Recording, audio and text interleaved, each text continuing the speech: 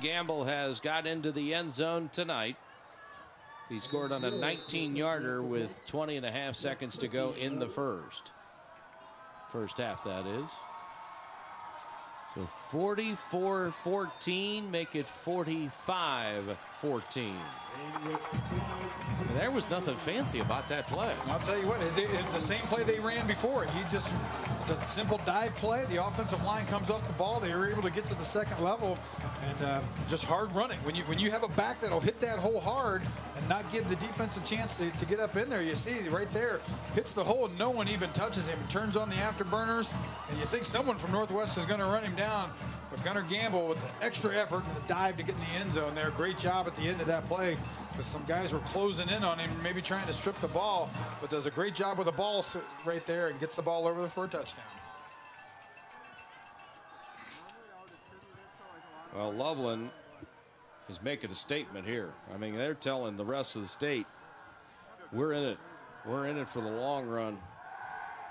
There might be a trophy waiting for us if we can finish this thing off. Now, there's a few weeks and a few hard games to go, but man, they play like this, and they're going to be bringing a trophy back from Canton. Absolutely. I mean, you know, with the new divisions now too, you got you know, those powerhouses like Trotwood Madison actually down in Division III.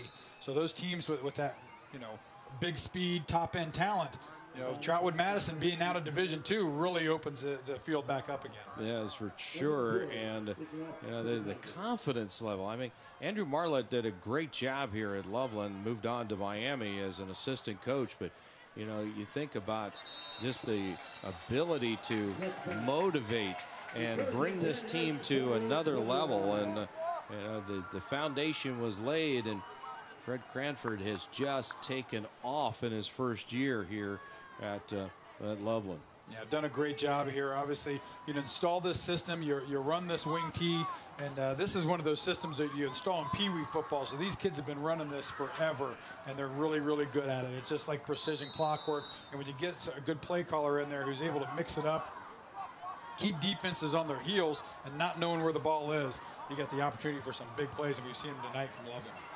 The other thing about Loveland is Northwest has the football now.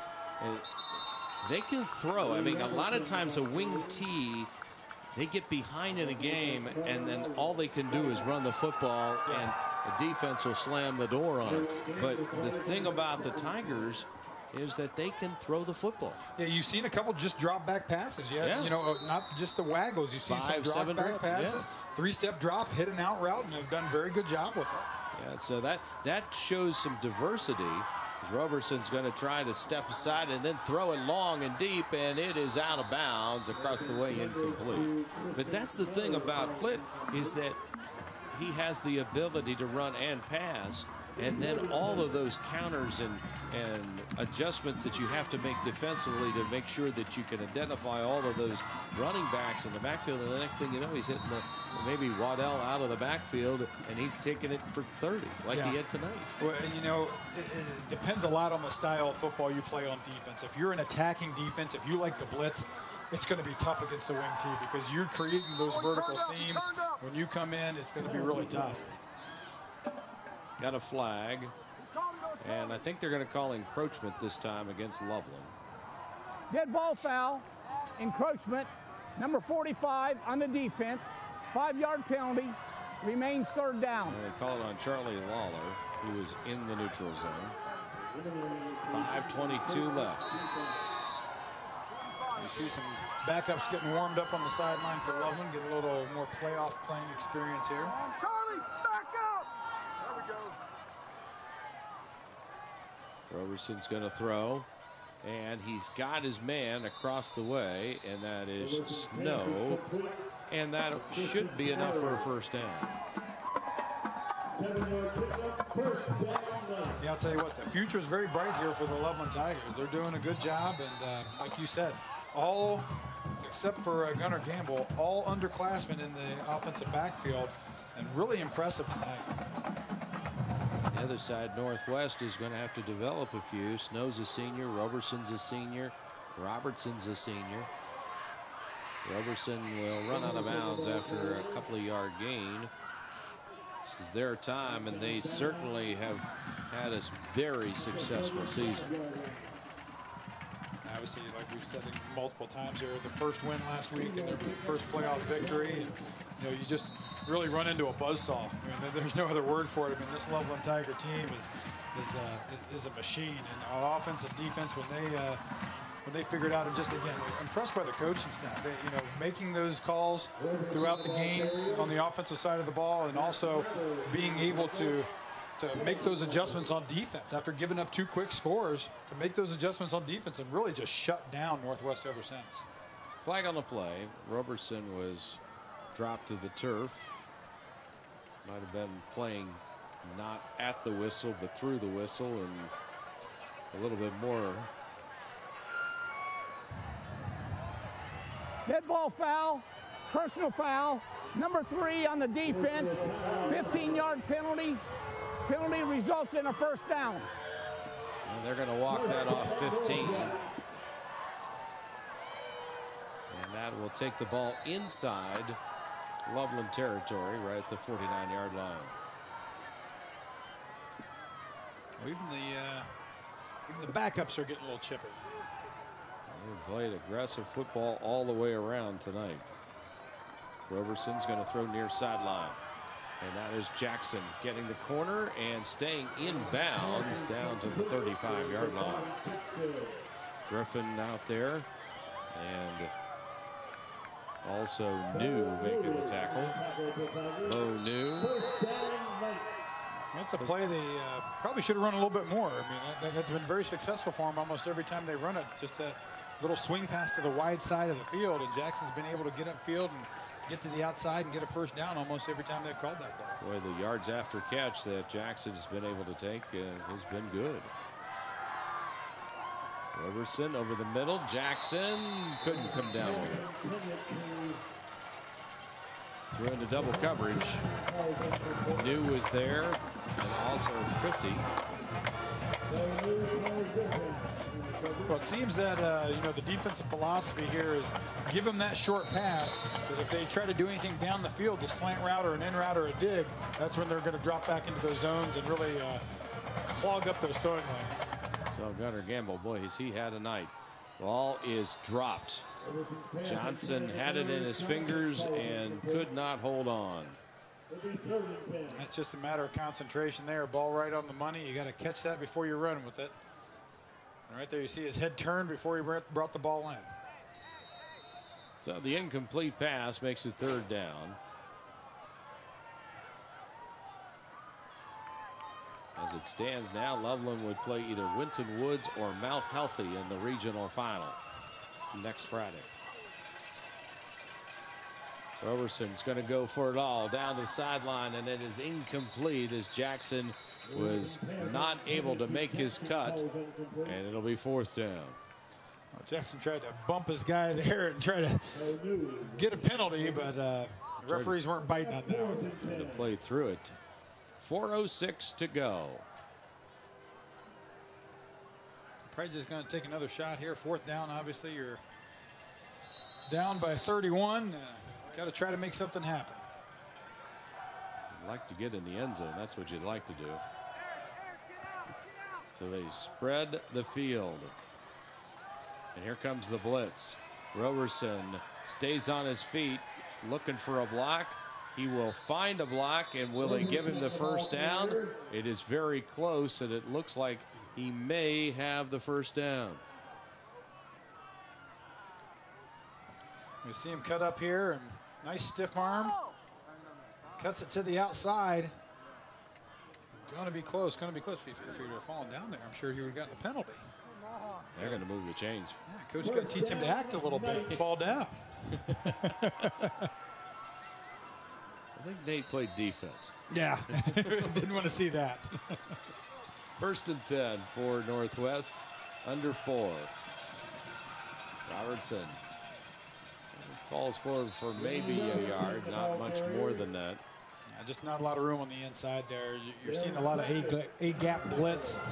An A-gap blitz and usually one from the outside as well. Normally bringing 5 on almost every play Loveland is. And that's right where they're trying to run the ball with Robertson. Run blitzing is an aggressive style, and they've done it pretty much all night long.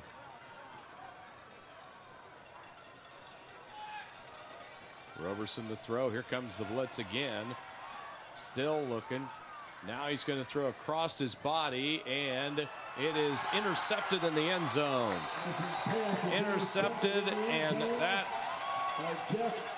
is Jeff Prifty, who picks it off in the end zone to end the threat for Northwest. Just looking for somewhere to go with the ball here. Takes it, and nothing normally good happens when you throw across your body and all the way back, and just ball tipped off a helmet there, and Prifty's able to come up and make the catch there, and that should just about do it. That is his 5th interception of the season. Number 5 for the junior. Well, great ball skills, and when you play an aggressive defense, it usually gives those DBs a chance to make plays on the ball because the ball is coming out in a hurry and usually not as accurate as it should be.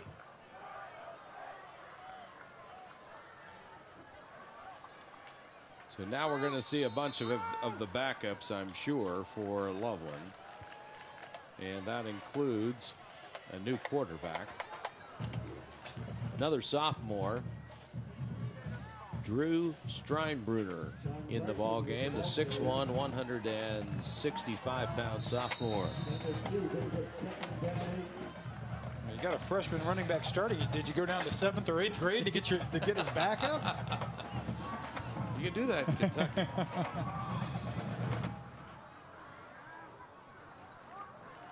This guy's 6'2". Good size for a sophomore. He may have some growing to do too. He may not be finished. Big hit, fumble, and it's picked up by Northwest. And the man is down for Northwest, or for Loveland. The running back took a little bit of a shot there, and they're going to call him down. That ball hit the turf.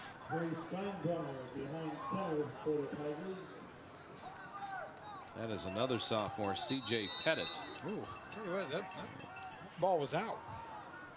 Sure was. They're going to call that 3rd and 11. Malcolm Parks picked that football up, and I think if he would have kept going, they may have given him a touchdown. I don't know. Only 1:39 left in the ball game. He's trying to burn as much time as possible. I'm sure we're going to see just another running play here. Now Loveland's going to go to 12-0. Not too many undefeated teams left in the state, especially in Division II. It's been a tough division. I'll tell you what, they play as good as any team we've seen to date. I'll tell you what, they are a very disciplined football team. They do what they do, and they do it very, very well. It's not flashy on offense, but they execute extremely well. Their offensive line is extremely well disciplined in the technique that they use, and you don't see a lot of mistakes on either side of the ball, and that pressure defense is going to cause a lot of teams problems going down the stretch. Berg is going to kick it away. He's going to wait to the last minute on the play clock, and he does. And this is going to take a Loveland bounce, and so it'll be 1st and 10 for Northwest, and that'll be their final series of the season. 37.4 seconds left, and those Loveland cheerleaders and that student body is going to play another week. So a little smile from the coaching staff there on the sidelines, and they should be very happy after this one. Absolutely. They've done a great job here. Great play calling, great job of preparation, great job of adjustments after that first quarter on the defensive side of the football. Fred Cranford has done a magnificent job with his team as Robertson will take the football. 30 seconds left. So the Loveland Tigers, as it starts raining harder, are going to move on to the regional final.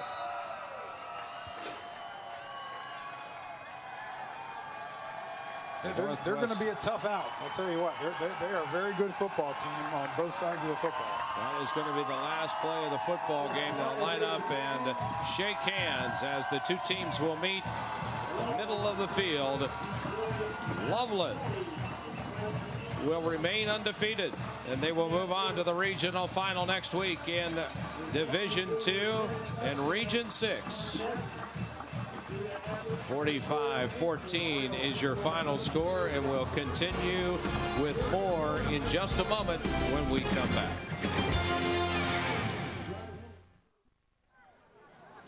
You're looking at the Loveland Tigers, and they win tonight here at Firebird Stadium in Westchester. We're at the Lakota West High School, 45-14 in this Region 6 semifinal. And well, Matt, through about 2.5 quarters, it was anybody's football game, and then Loveland took over. Yeah, then they really started to become that buzzsaw that we've heard about. Again, Pruitt, nice job here, and accounted for 2 scores on the evening. And this guy right here, Gunnar Gamble, with just some big, powerful runs on the inside, and then showing some speed too to break a couple long ones. A 53-yarder at the end here to get in, and you see Pruitt making it happen again, getting in there for a touchdown. Yeah, very good effort by the Loveland Tigers to take control of this ball game, and Gamble finished it off with his second touchdown of the game. Big 53-yard run at the end of this football game, and they're a very, very good football team. Yeah, I'll tell you what. I mean, they're probably one of the better teams I've seen all year. I mean, Division I or II. They really come in. They're big and physical on the offensive line. Their offensive line isn't just big, but they move well. Those guards can pull and kick out and do a great job. The freshman running back, Waddell, is as good a freshman as I've ever seen. I'll tell you what, he runs with patience, has a nice little burst, very shifty. They're going to be very good. They pressure on defense. They cause problems for other offenses. They're going to be a tough out here in the state playoffs. And they are the #1 team in the region, and they will move on and play in the regional finals next week. Tonight's final score, Loveland 45 and Northwest 14. All of the Ohio High School Athletic Association football playoff action continues Saturday night when Division I powerhouses Colerain and Pickerington Central meet up in the Region 2 semifinals. Coverage begins live at 7 o'clock from Welcome Stadium in Dayton, right here on Time Warner Cable Sports Channel. For Matt Finkus and our entire Time Warner Cable Sports Channel crew, I'm Tim Bray. Good night from Westchester, Ohio, and congratulations to Loveland.